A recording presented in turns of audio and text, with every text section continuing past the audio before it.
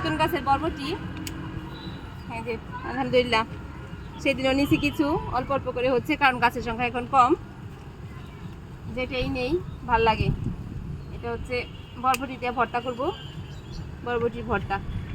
আমাদের ঘরে বরবটিটা আবার বেশ ভালোই খাওয়া হয়, রুটির সাথে ভাজি খাওয়া হয়, আবার বরবটির ভর্তা ভাল লাগে।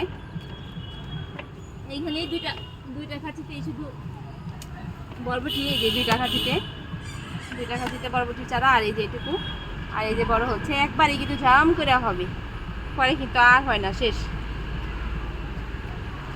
টুক করে কিন্তু বেশ ভালোই করলাও নিতে পারি, গাছ যদিও সবুজ হয়ে গেছে, মানে হলুদ হলুদ হয়ে গেছে, তারপরেও কিন্তু অল্প অল্প করে এই যে কিছু করলা নেওয়া যায়, 2-3 দিন পর পরে কিন্তু সুন্দর।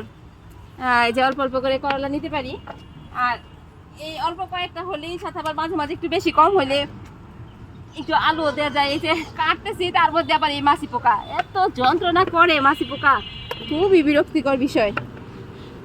5টা-6টা পারতে পারলাম। এখন ধুন্দুল গাছে বৃষ্টি পানিতে কিন্তু ধুন্দুল গাছ, ঝিঙ্গা গাছ এগুলা কিন্তু বেশ ভালো হয়। ধুন্দুল গাছে আবার নতুন করে পাতা আসতেছে, নতুন করে আরো আবার ধুন্দুল আসতেছে, ধুন্দুল কিন্তু হতেই থাকে, খুব একটা খাবারেরও প্রয়োজন হয় না ধুন্দুল গাছে। এবার আলহামদুলিল্লাহ এবার ঝিঙ্গাও কিন্তু খুব সুন্দর ঝিঙ্গা হয়েছে, মানে ঝিঙ্গা বসাই না করে হচ্ছে ঝিঙ্গা বেশ ভালো হয়েছে। এই যে কয়টা ধুন্দুল আর ঝিঙ্গা নিলাম, প্রত্যেক সপ্তাহে নেওয়া।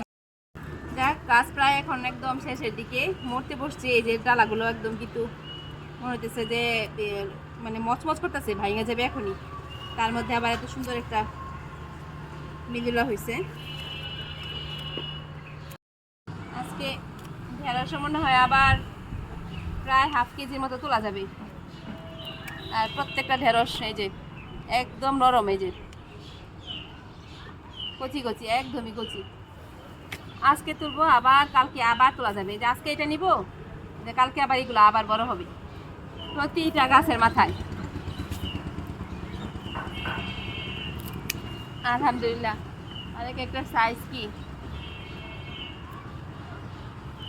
খুব সুন্দর, একদম শীত আসার আগ পর্যন্ত কিন্তু এই ঢেঁড়স নেওয়া যাবে। ওরে বাবা, একটা ঢেঁড়স কত বড় হয়েছে! এই যে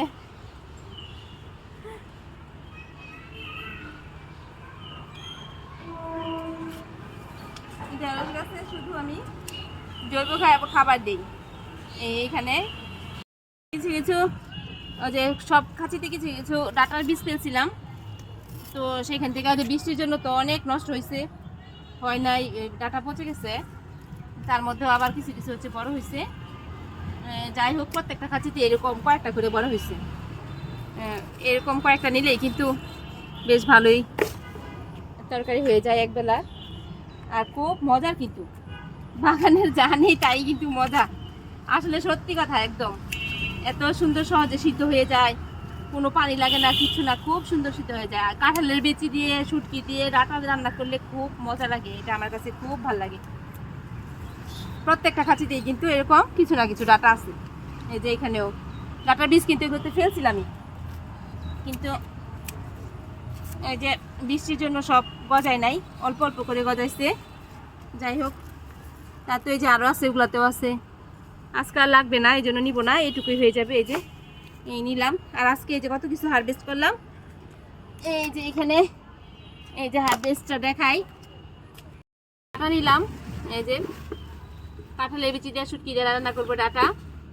তারপরে এই যে ঢেঁড়স, প্রতিদিন বলি না ঢেঁড়স নেওয়া যায়। এই যে কতগুলো হবে ঢেঁড়স, প্রায় হাফ কেজির কাছাকাছি হবে না।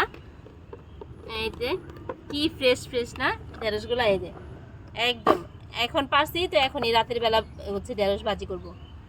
এই যে ঢেঁড়স, কতগুলা ঢেঁড়স, তার সাথে হচ্ছে একটা বিন্দু লাউ, তার সাথে হলো আছে হচ্ছে কিছু বরবটি, ধুন্দুল, করলা, কয়েকটা ঝিঙ্গাও আছে। এই ঝিঙ্গা আবার হচ্ছে ওই যে মাছি পোকা ছিদ্র করছে। এই যে ধুন্দুল, তারপরে আছে হচ্ছে করলা, আর হলো বরবটি।